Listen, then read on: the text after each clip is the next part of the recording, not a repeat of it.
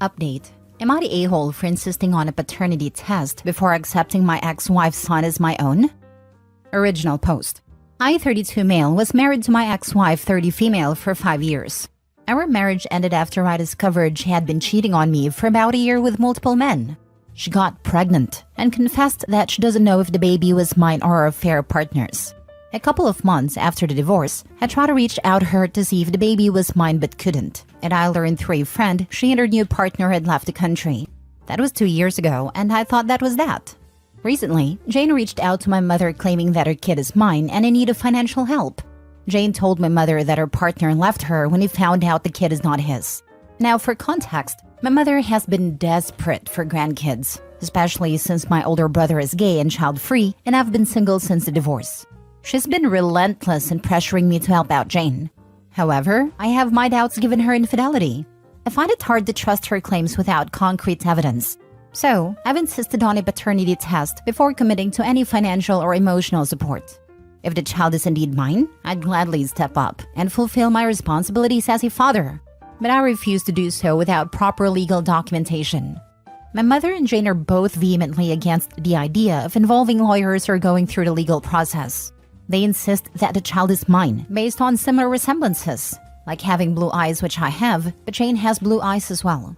This issue came to a head when my mother posted a picture on Facebook of her and a kid titled "My Grandson." Now, family members and some friends know about this issue and are contacting me. When I tell them I don't know if the kid is mine and want to do a paternity test, they're calling me selfish and irresponsible.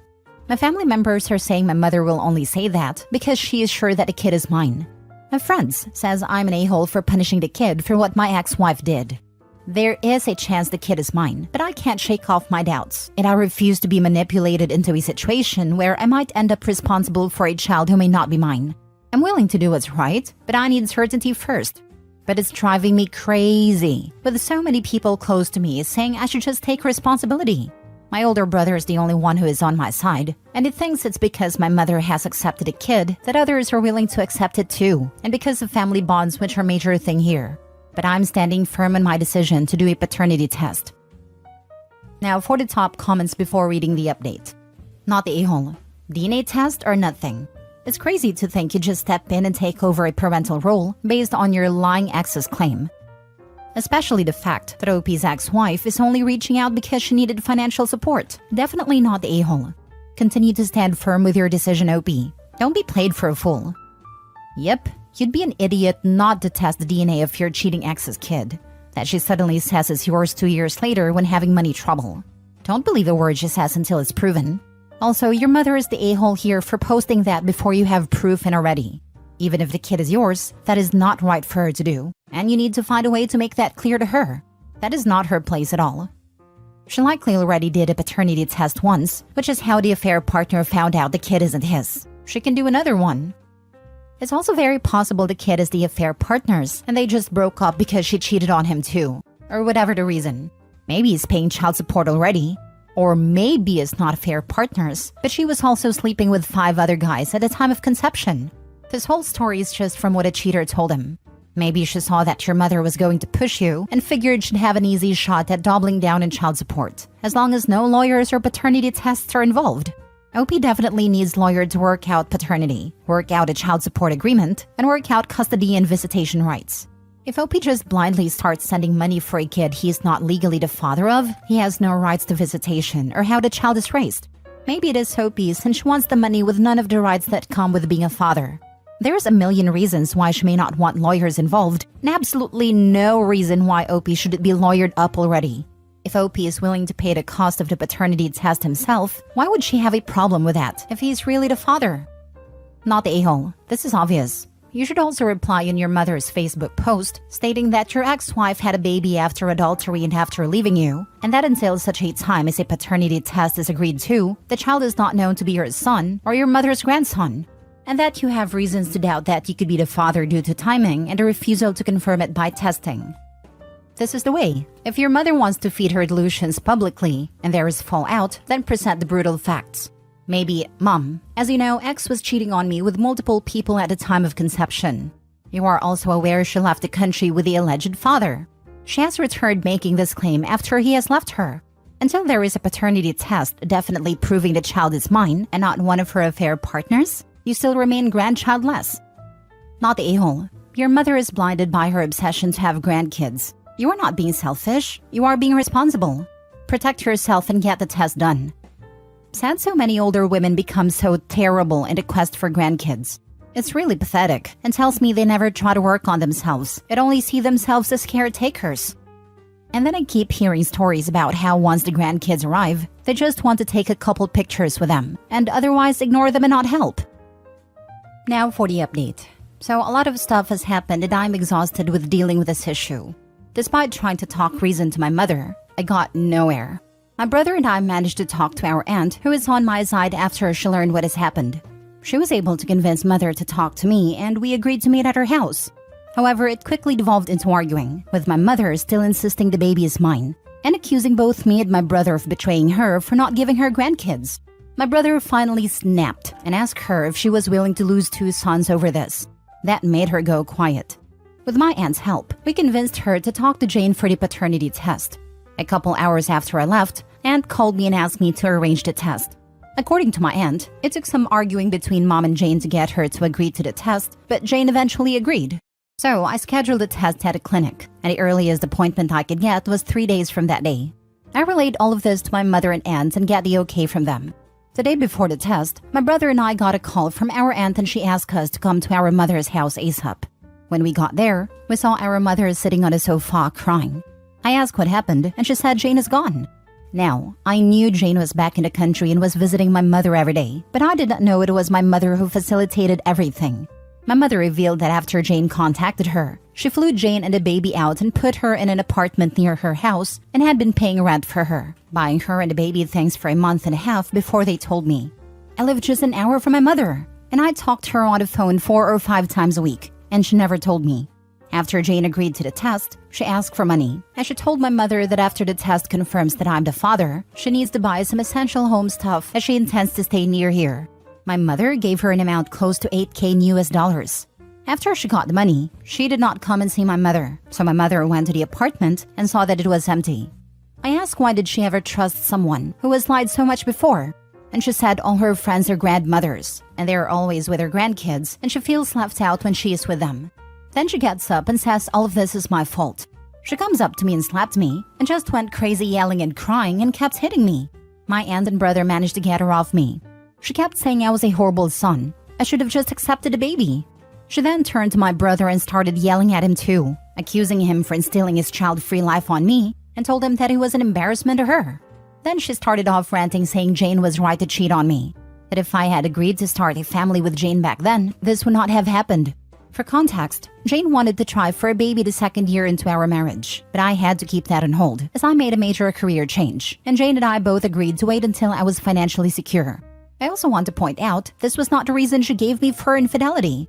My aunt managed to calm my mother down and somewhat diffuse the situation and ask us to leave. She said she will try to reason with her. I've tried to call my mother the next day, but she's blocked me and everything. My brother and I agree she needs therapy, but she's not willing to listen or talk to us. As for Jane, I am furious at her and wanted to find her. I asked my friends to help and told them what happened. They are idiots, but they apologized to me and stepped up and supported me these past few days. I tried contacting different people through friends and their mutual friends, until one of them put me in contact with Claire, who was one of Jane's bridesmaids at our wedding. I told her what happened and she was shocked at learning about it. According to Claire, Jane is back in the country of her partner, and a couple of days ago, Jane called her and a few others asking for money, as she and her partner are going through some financial issues. Claire says she doesn't know if Jane and her partner are separated. Jane had never told her anything of that sort. She said when she talked with Jane, she only said they were struggling.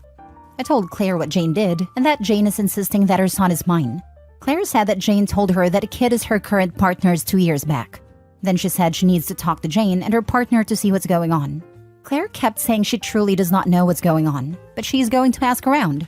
That was 6 days ago, and I tried to call Claire, but she won't answer me now. I'm not going to pursue this anymore. I have my answers. So that's the update. Not the conclusion I wanted, but I don't care anymore. My mother still hasn't talked to me or my brother as of right now. I asked my aunt to let my mother know that if she refuses to talk to us or get help, then me and my brother will go permanently no contact as well. Family still says I'm in the wrong, as it's my fault for not being married or have kids. I told them to get lost and never contact me. My brother and I only tolerated them for my mother anyway. I now firmly believe that the baby is not mine. Your mom is an idiot, and it's her fault she was scammed. She's also a terrible person to you and your brother. Why are you letting her in your life? It's obvious the baby isn't his. Should have done a DNA test if it was. She probably has one that shows her partner's dad. I don't know why you'd even consider ever speaking to your mother again, and she deserves to have lost all that money doing all that crap behind your back. She needs an inpatient stay, or you'll end up bailing her out of jail. I can't believe she hit you. Exactly. Jane is just interested in money. If you had remarried and had a kid, your mother would have never fell for Jane's trap. That's what your family's trying to say, and that's just messed up in so many ways. Sorry you had to go through this. Jane was only here for the money or trying to drop the kid somewhere. That's the fact. I'd say you dodged a bullet there. Sounds like Jane would have been a nightmare to attempt a co-parenting relationship with. It's too bad your mom doesn't see that. I hope she finds help and realizes she now has no grandchildren and has lost 2 sons. And good on your brother for having your back. It's not that she doesn't see, she doesn't care. She doesn't care how much pain she puts her children through as long as she gets a grandchild to use as a pet. This isn't fair. All her friends have a pet grandchild. Those ungrateful sons. Your mom and Jane both sound crazy town banana pants. Good riddance to both of them. Exactly. If my mother assaulted me like this, I would not be calling her. Last story. Am I the a-hole for being upset after a wife went on a trip with a male co-worker? My wife and I have been married for 6 years and relatively happy all things considered. I work in sales and I'm on the road a lot. She works as a teacher's assistant at an elementary school. The teacher she works for is male. A couple months ago, my wife, the teacher she works with, and 2 workers bought tickets for a concert out of town at the beach. The plan was for them to stay overnight and come home the next morning. I had to travel for work, otherwise I likely would have joined. The day of the trip, 2 of her co-workers, females, come down sick and can't go. On a short notice, no refunds were available for the hotel or the concert tickets. It felt odd for my wife to go alone with her male co-worker, but long story short, they ended up going. Multiple rooms were booked, so I felt somewhat okay and trusted her. I was less comfortable with a male co-worker. He's basically her boss, as she's the teacher assistant in his classroom. Nothing specific, other than I've caught him staring a little too long at my wife's chest a few times. She has 36 double Ds, so guys do stare, I suppose. Also, he competes in CrossFit on his side and is in tremendous shape. At times he seems too friendly, borderline flirty with my wife. So the night of the concert, I'm alone in a hotel room on the road, and my thoughts get the better of me. I turned on the Find My Phone and noticed that my wife's phone is not at a concert venue, but rather at the hotel. I checked sporadically throughout the evening, and her phone never moved, when she should have been at a concert. She also never returned my call/text that night. I finally heard from her the next day at lunchtime, when she texted to say she was heading home. She was originally planning to go back home first thing in the morning, but she said they decided to go spend some time on the beach. I had been checking her phone again that morning, and again, it never left the hotel. When I got home that evening, I confronted her about the phone location. She exploded in anger and asked why I was spying on her. In the end, she said she forgot it at the hotel when they went to the concert and left it in the room the next morning because she didn't want to lose it/drop it at the beach. The whole thing felt off. Am I the a-hole or am I justified in being suspicious here? Now for the top comments. Once, I can see. Twice in a row is iffy. Not the a-hole. She's married and should not be putting herself in compromising situations. The co-workers probably were never even going in the first place, and it's unlikely that your wife and her boss got separate rooms. He's staring at your wife's in front of you. Exactly. I'm a married dude. I've got a few close female friends. I would never put myself in a situation like this. At best, she's lying to you. You know your wife. You know the truth. Don't wait to prove what you know. Not the a-hole. Most concert tickets are digital nowadays. Were hers not? The idea of her being in a new town with a co-worker and not having her phone on her is at best irresponsible. Did she pack the right things to go to the beach?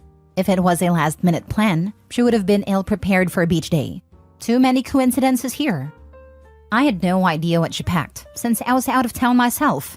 Doing laundry the next week, I noticed a lazy red thong I never remembered seeing before, but didn't say anything. Easily could just be something I never noticed before, so I didn't bring it up.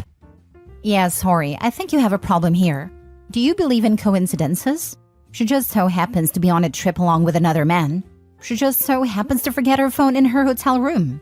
And now you find this red thong? You are being cold, my guy. Can you check the truth about the other two being sick and not being able to go? Also, can you confirm how many rooms were booked? And lastly, can you confirm the purchase of the tickets and if they were electronic? It sounds like she hasn't been truthful. Final point is, why didn't she contact you when she got back to her phone, either after the concert or in the morning? So, hotel with a guy, doesn't answer her phone location doesn't move, and a red thong. She's for the streets. Not the a-hole. I'd be suspicious too. Unfortunately, you played your hand too soon. So if she's having an affair, she's going to be extra vigilant now. I think the best move here is to keep a mental note of everything and sweep it under the rug. As in, pretend you forgot about it or whatever. This may embolden her to do something dumb like what you just did. But she has given you a reason to doubt her. The thong is also very sus. I really hope she's not having an affair and that this is a giant misunderstanding. No matter what happens, you gotta look out and take care of yourself. Don't forget that. Appreciate your comment. Thank you. Her exploding at you is not a good sign. Methinks she doth protest too much and all that.